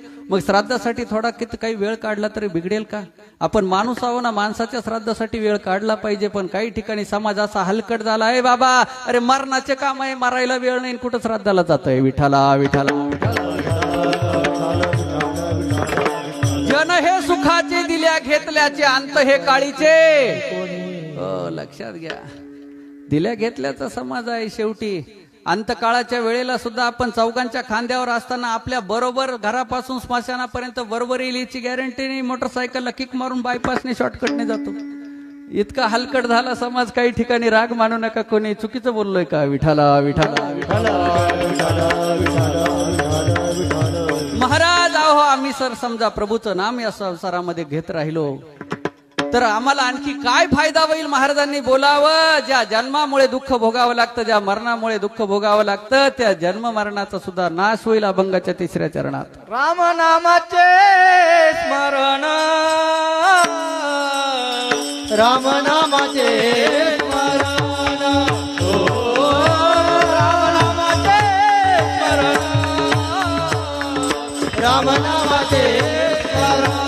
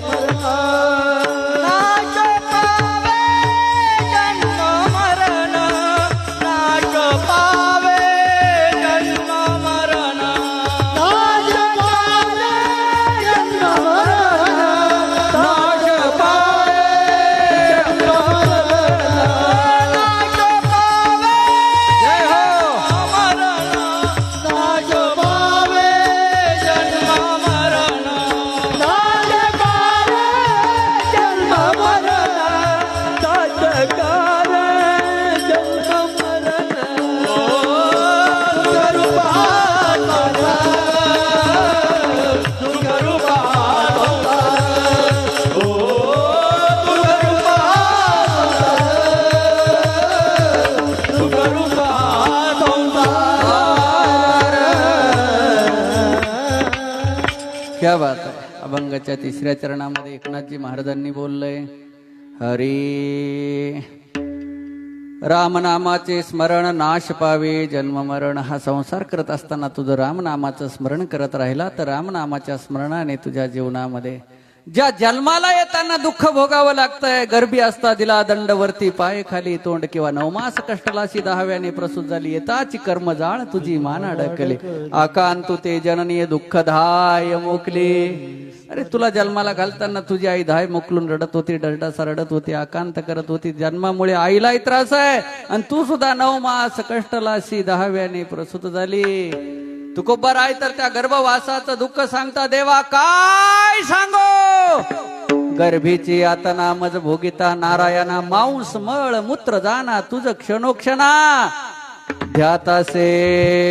देवा हे दुःख आहे, गर्भवासाचं दुःख आहे. आता हे तर आताच सांगितलं, मनुष्य रूपी आईच्या गर्भाशयात असतानाच दुःख सांगितलं गर्भवासाचं. याच्या आधी 84 लक्ष समजा सर्पी नाही मिळाली असेल, गाढव आई मिळाली असेल, डुकरी नाही मिळाली असेल, पशुपक्ष्यांच्या त्या योनीतल्या आया मिळाल्या, तेव्हाच दुःखच भोगत आला ना.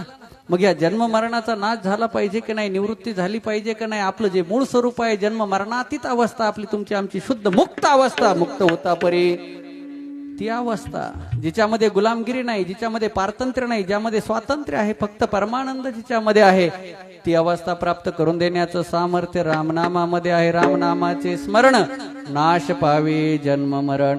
महाराज पुन्हा काय फायदा होईल.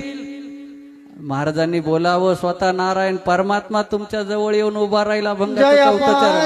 नाम से नारायण देवासे, नारायण देवासे, नारायण देवासे.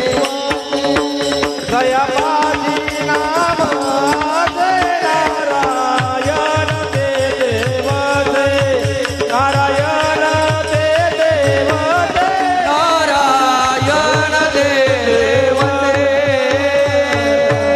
एकनाथ महाराजांनी अभंगाच्या चौथ्या चरणामध्ये बोलाव, दयापाशी नामासे नारायण तेथे वसे. तुम्ही जर हा संसार करत असताना नामधारक झाला, जसं जगद्गुरु तुकोबराय बोलतात, आम्ही नामाचे धारक नेनो प्रकार आणि सर्व भावे एक विठ्ठलाची प्रमाण, सर्व भावे एक विठ्ठलाची प्रमाण, सर्व भावे एक विठ्ठलाची प्रमाण, सर्व भावे एक विठ्ठलाची प्रमाण. नामाचे धारक नेनो प्रकाराने सर्व भावे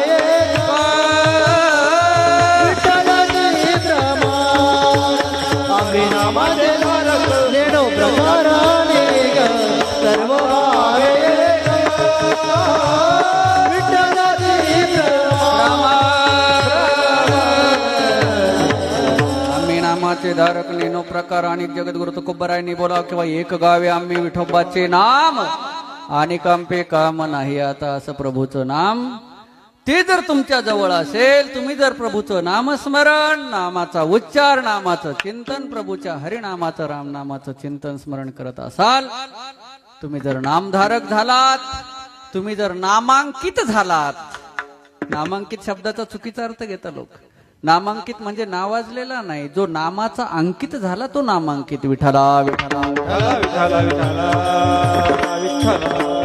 दयापासी नामासे नारायण तेथे वसे. साधा फायदा आहे का संसारामध्ये नामस्मरण करण्याचा, नामचिंतन करण्याचा साधा फायदा आहे का. विश्वाचा मालक तुमच्या घरी येऊन तुमच्या जवळ वास्तव्य करेल. आणि जिथं नारायण आला तिथं काय कमी राहणार आहे, लक्षात घ्या. नारायण आला म्हणजे त्यांची पतिव्रता असलेली लक्ष्मी माता ती थोडीच एकटी राहणार आहे, तिथं त्यांच्याशिवाय राहत नाही.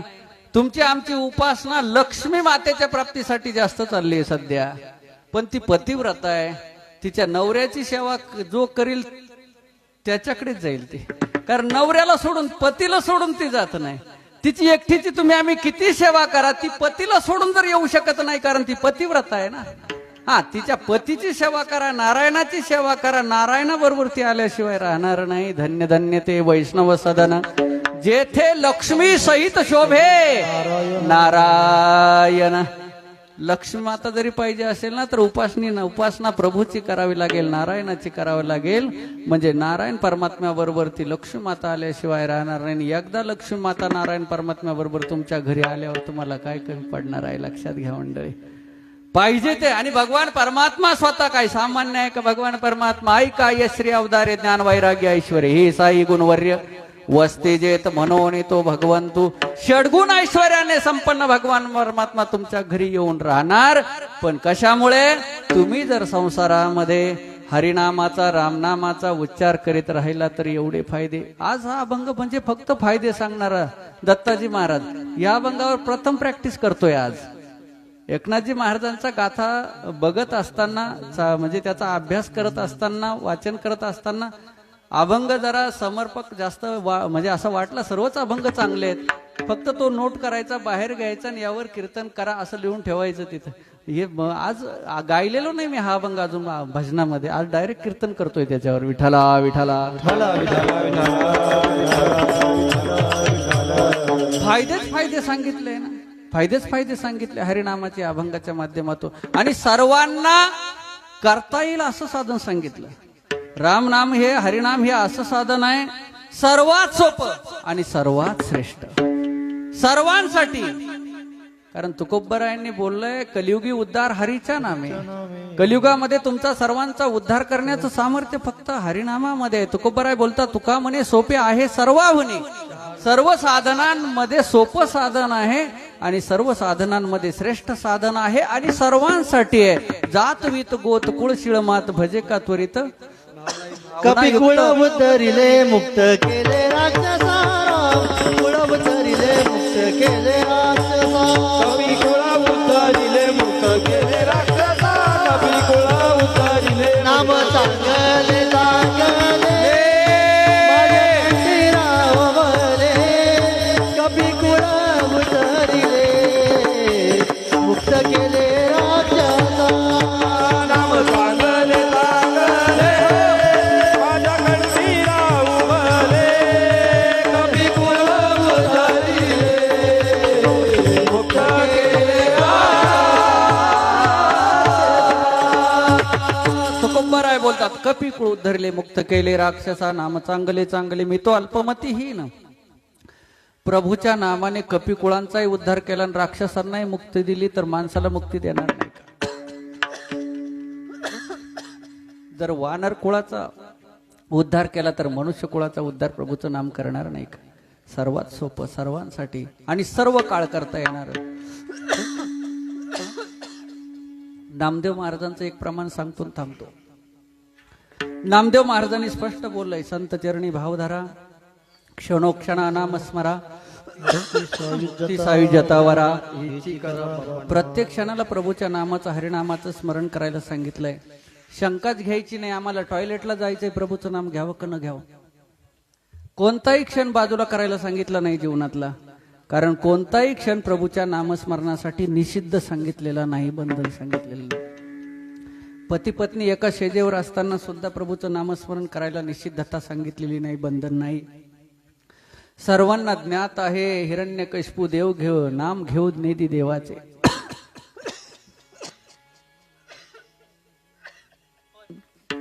पत्नी सुविद्य होती, गर्भधानाचा विधी करायचा आहे आणि कयादू आणि हिरण्यकशिपू एका शेजेवर आहेत. समागम होणार आहे थोड्या वेळात. भक्त प्रल्हादजी जन्माला येणार आहेत आणि कयादूने म्हणाव का हो तुम्हाला आज देवर्षी नारद भेटले होते म्हणे. हो ना म्हणे. काय म्हणत होते? काही नाही ग नारायण नारायण म्हणत होते. देवाचं नाव कोणी घेतलं माहिती? जो हिरण्यकशिपू त्याच्या राज्यात कुणाला देवाचं नाव घेऊ देत नव्हता पण त्याने देवाचं नाव घेतलं. कुणाचं ऐकून? कुणाचं ऐकून? पत्नीचं. म्हणून पत्नीचं ऐकत जावं बरं का. विठाला विठाला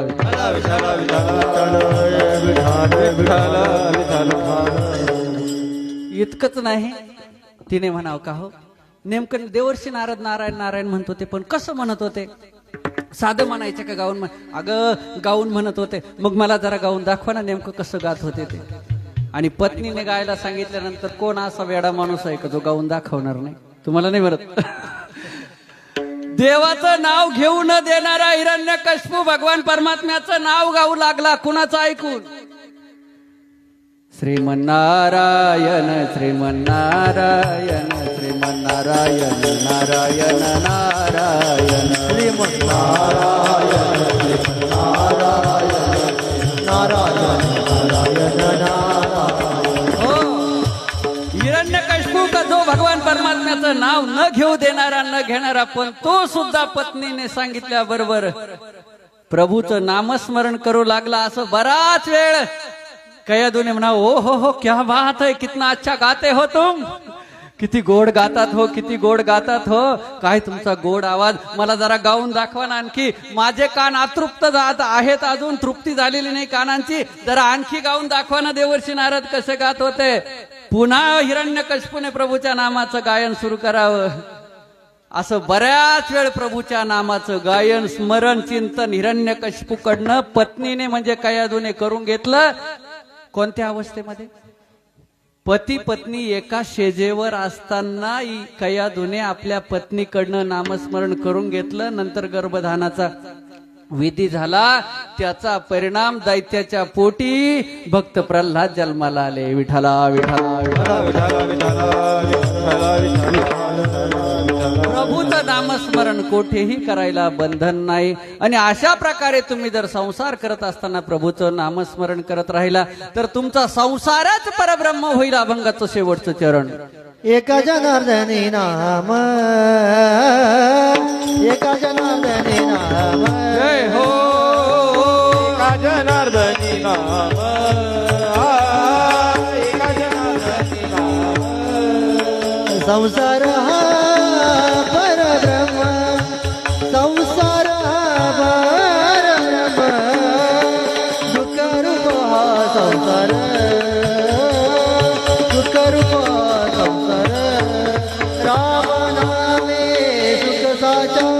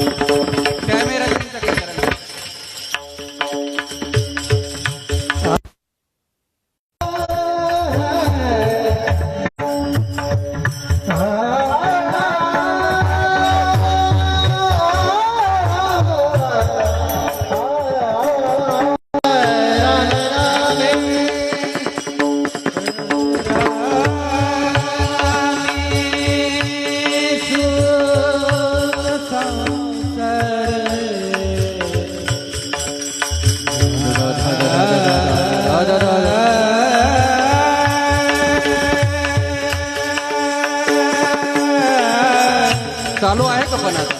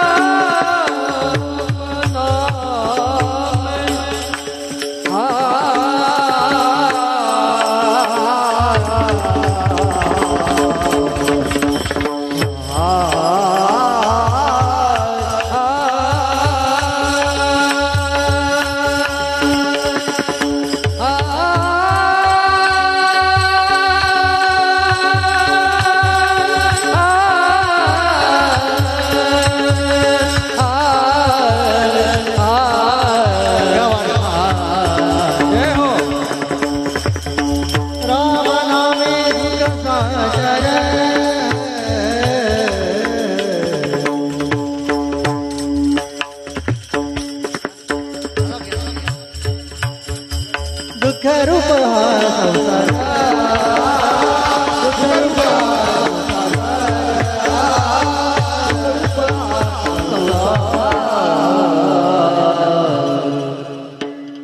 हरे एका जनार्दनी नाम संसार हा परब्रह्म.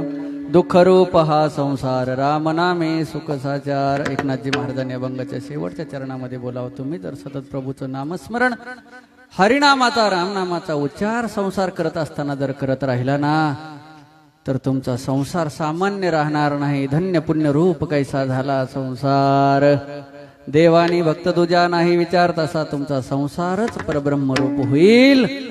पण त्यासाठी प्रभूचं नामस्मरण सुखाने संसार करत करत असताना फक्त प्रभूचं नामस्मरण. काय सांगितलंय, काही वेगळं सांगितलंय की सर्वांसाठी आहे ना, मुलापासून तर वयोवृद्धापर्यंत सर्वांना करण्याचा अधिकार आहे. सकळांशी येथे आहे अधिकार, सर्वांना अधिकार दिलाय. लक्षात घ्या.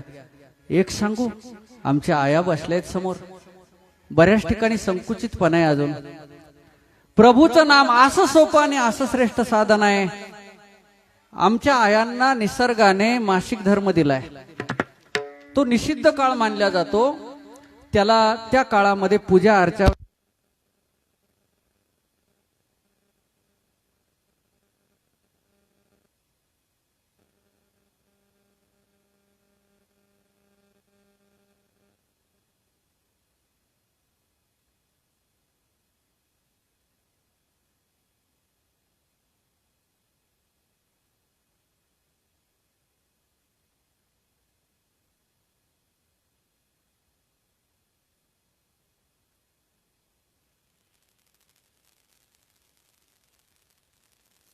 विठोबा रखुमाई, विठोबा रखुमाई, विठोबा रखुमाई, विठोबा रखुमाई, विठोबा रखुमाई, विठोबा रखुमाई, विठोबा रखुमाई, विठोबा रखुमाई, विठोबा रख- भजन भजन सुट्टी झाली आता, सुट्टी. विठोबा रखुमाई, विठोबा रखुमाई, विठोबा रखुमाई, विठोबा रखुमाई, विठोबा रखुमाई, विठोबा रखुमाई, विठोबा रख- भजन भजन टाळी भजन भजन महत्वाचं आहे. विठोबा रखुमाई, विठोबा रखुमाई, विठोबा रखुमाई. ज्ञानेश्वर माऊली, ज्ञानराज माऊली, माऊली ज्ञानेश्वर माऊली महाराज ज्ञानेश्वर, ज्ञानेश्वर माऊली, ज्ञानेश्वर माऊली, ज्ञानराज माऊली, माऊली ज्ञानेश्वर ज्ञानेश्वर ज्ञानेश्वर माऊली ज्ञानराज माऊली, ज्ञानेश्वर माऊली, ज्ञानराज माऊली, ज्ञानेश्वर माऊली ज्ञानराज माऊली. सुखे संसार हा करी वाचे उच्चारावा हरी. दुःख रूपा संसार रामनामे सुख साचार. रामनामाचे स्मरण नाश पावे जन्म मरण. दुःख रूप हा संसार रामनामे सुख साचार. रामनाम जेथे असे नारायण तेथे वसे. दुःख रूप हा संसार रामनामे सुख साचार. एका जनार्दनी नाम संसार हा परब्रह्म. दुःख रूप हा संसार रामनामे सुख साचार. यथामती यथावकाश अभंगावर संक्षिप्त बोलण्याचा प्रयत्न केला, कारण श्राद्धाविषयी बोलण्यामध्ये बराच वेळ द्यावा लागला मला. आणि तसं तर मला 2 तासापेक्षा कमी सेवा करायला परवडत नाही, दत्ताजी महाराजांना माहीत आहे. पण आता 2 तास जवळजवळ होत आले असतील, म्हणून मानून घेऊया. तुम्हाला सर्वांना घाई आहे, मला घाई आहे, तरी पण श्राद्ध काय आपल्याला दररोज करायचं नाहीये. त्यामुळे श्रद्धांजली म्हणून आज ज्यांच्या पुण्यस्मरणाच्या श्राद्धाच्या निमित्ताने आपण एकत्र आलो, ज्यांना श्रद्धांजली देण्यासाठी एकत्र आलो, ते जाधव परिवारातले आदरणीय आपले बाबूलाल काका. ज्ञात होतं त्यांना का आपल्या जाण्याने आपल्या मुलांच्या जीवनामध्ये दुःख येणार आहे. आपल्या जाण्याने आपल्या मुली रडणार आहेत, आपले मुलं रडणार आहेत, आपले नातेवाईक रडणार आहे, भाऊबंद रडणार आहे, मित्र रडणार आहे. आणि हे आपल्या जाण्याने जर सर्व रडणार असतील तर आपल्याला जावं वाटतं का? वाटेल का जावं? असं नाही वाटणार. माहित असतं माझ्या जाण्याने यांच्या जीवनात दुःख येणार आहे, पण तरी सुद्धा जावंच लागतं, जावंच लागतं. हा निसर्गाचा नियम आहे. लक्षात घ्या मंडळी. तो मामाला सोडून गेले, 1 वर्ष झालं, चांगलं जीवन जगले. टेलरचा व्यवसाय होता, टेलर काम करायचे. चांगला व्यवसाय ज्यामध्ये कुठल्याही प्रकारचा भ्रष्टाचार नाही, करप्शन नाही.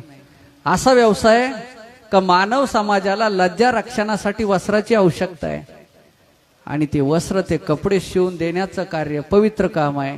आणि ते त्यांनी आपल्या जीवनामध्ये आयुष्यभर इतरांचं लज्जा रक्षण करण्याचं काम त्यांनी. चांगला उद्योग केला, चांगला व्यवसाय केला. जोडून या धन उत्तम व्यवहारे, उदास विचारे वेच करी, उत्तमची गती तो एक पावेल, उत्तम भोगेल जेवखाने. त्यांच्या श्राद्धाच्या निमित्ताने या हरिकथेचं आयोजन त्यांच्या परिवाराने केलं. त्यामध्ये त्यांचे सुपुत्र आदरणीय भाऊसाहेबजी, 2 कन्या आहेत, सुशीलाबाई निकम आणि उषाबाई पाटील. सर्व परिवाराला धन्यवाद देणार आहे. काहींना जिवंतपणीच आईवडील पोसायची जीवावर येतात, तेव्हा 10वा कुठे, वर्ष श्राद्ध कुठे, श्राद्धाला कीर्तन कशाचं, अन्नदान कशाचं. पण ह्या त्यांच्या परिवाराला धन्यवाद द्यावे तेवढे थोडेच आहे का त्यांनी श्राद्धाच्या निमित्ताने अन्नदानाचंही आयोजन केलं, वस्त्रदानाचंही आयोजन केलं आणि ह्या कथेच्या माध्यमातून ज्ञानदानाचंही आयोजन केलं. म्हणून त्या परिवाराला धन्यता देऊन झालेली सेवा जशी असेल तशी माझ्या पंढरीश पांडुरंग परमात्म्याच्या चरणी, बाबांच्या चरणी समर्पित करून तुम्हा सर्वांच्या चरणाला वंदन करून सेवेला पूर्ण विराम द्यायचा आहे. फक्त अर्ध्या मिनिटाचं निवेदन आहे, फक्त अर्ध्या मिनिटाचं. माझा प्रभू, तुमचे गुडघे दुखताय याची मला जाणीव आहे, मानपाटी एक झाली आहे, कंबर ठणठण करता याची मला जाणीव आहे. माझा प्रभू मला जिथे जिथे तुमची सेवा करण्यासाठी पाठवतो तिथे माझ्याबरोबर ही बॅग भरून देत असतो. बहुतेकांना श्रोता या बॅगेत काय असतं, माऊली महावैष्णव ज्ञानोबरायांनी लिहिलेला 28 अभंगांचा हरिपाठ. हरीचा हरिपाठ का ज्या हरिपाठाचे अनेक लाभ मानवी जीवनामध्ये प्राप्त होतात. पहिला लाभ नित्य सत्यमित हरिपाठ ज्याशी कळी काळ त्याशी न पाहे दृष्टी. दुसरा लाभ हरिपाठ कीर्ती मुख्य जरी गाय पवित्रची होय देह त्याचा. तिसरा लाभ तपाचे सामर्थ्य तपिन्नला मुप चिरंजीव कल्प वैकुंठी नांदे. चौथा लाभ मातृ पितृ भ्राता सगोत्र अपार चतुर्भुज नर होऊनी ठेले. पाचवा लाभ हरिपाठी गेले ते निवांतजी ठेले. भ्रमर गुंतले सुमन कळिके. सहावा लाभ ज्ञानदेवा चित्ती हरिपाठ नेमा मागिल्या जन्मा मुक्त झालो. सातवा लाभ ज्ञानदेवा सांग झाला हरिपाठ पूर्वजा वैकुंठ मार्ग सोपा. 8व्या क्रमांकाचा लाभ अंतकाळी तैसा संकटाचे वेळी हरितया सांभाळी अंतरबाह्य. हरितया सांभाळी अंतरबाह्य रे हरी तया सांभाळी अंतरबाह्य. ज्याच्या जीवनामध्ये माऊली ज्ञानोबरायांनी लिहिलेला हरीचा हरिपाठ असेल, प्रत्येकाला अधिकार आहे. स्त्री असेल का पुरुष असेल, माझ्या माऊलीने रेड्यालाही परमार्थामध्ये अधिकार देऊन बरोबर घेतलं. माझे माऊली तुम्हाला कसं दूर लोटतील. सर्वांची माऊली ती लक्षात घ्या मंडळी. आणि सामान्याने अंगी ऐसे बळ रेडा बोले. त्या माऊलींचा हरीचा हरिपाठ प्रसाद ज्यांच्या जीवनात असेल त्यांना हे लाभ तर प्राप्त होतीलच. पण सर्वात शेवटी बघा, जीवनात जेव्हा संकट येतील त्या संकटाच्या वेळेला किंवा जीवनात जेव्हा अंतकाळ येईल त्या अंतकाळाच्या वेळेला हरितया सांभाळी अंतर्बाह्य. श्रीहरी परमात्मा त्यांच्या अंतर्बाह्य राहून सांभाळ करेल. कशाचे फायदे आहेत हे लाभ? कशाचे? हरिपाठाचे लाभ आहेत. इतकंच नाही, मानवी जीवनात जितकेही अनुत्तरित प्रश्न आहेत का ज्या प्रश्नांची उत्तरं मनुष्याकडे नाहीये, त्या अनुत्तरित प्रश्नांची उत्तरं ज्ञानोबरायांनी हरिपाठामध्ये दिली आहे. इतकंच नाही, प्रत्येक जीवाला सर्व सुखाची गोडी आहे, अपेक्षा आहे. प्रत्येक जीवाला जीवनात सर्व सुख अपेक्षित आहे आणि असा सर्व सुख अपेक्षित असलेल्या प्रत्येक जीवाला सर्व सुखाच्या प्राप्तीसाठी त्याने काय करावं याची गाईडलाईन म्हणजे मार्गदर्शक तत्व प्रणाली सुद्धा ज्ञानराजांनी स्वतः हरिपाठामध्ये दिली आहे. आणि असा हरिपाठ रूपी प्रसाद, पुस्तक नाही, हरिपाठ रूपी प्रसाद सर्वांसाठी मोफत मोफत आणि मोफत. तुमच्या भाषेत फुकट फुकट आणि फुकट आहे. पैशाचं टेन्शन घ्यायचं नाही. माझा बाप श्रीमंत आहे पांडुरंग परमात्मा, कजेने हे विश्व निर्मिले महर्षी देवा संस्थापिले. माझी माय श्रीमंत आहे, जयाची द्वारी सोन्याचा पिंपळ. अंगे ऐसे बळरेडा बोले. 1 रुपया इथे कोणी ठेवायचा नाही हरिपाठाच्या मोबदल्यामध्ये. आणि हरिपाठ घेतल्याशिवाय जायचं नाही. माझं नाही, दर्शन माऊली ज्ञानोबरायांचं घ्यायचं. प्रभूचरणी सेवा समर्पित. तुम्हा सर्वांना धन्यवाद. माझी तब्येत बरी नसताना मला साथ करून सांभाळून घेतलं. उत्कृष्ट प्रकारे सर्वांनी गायन केलं. मृदंगाचार्य महाराजांनी बहुत खूप मृदंग बजाया.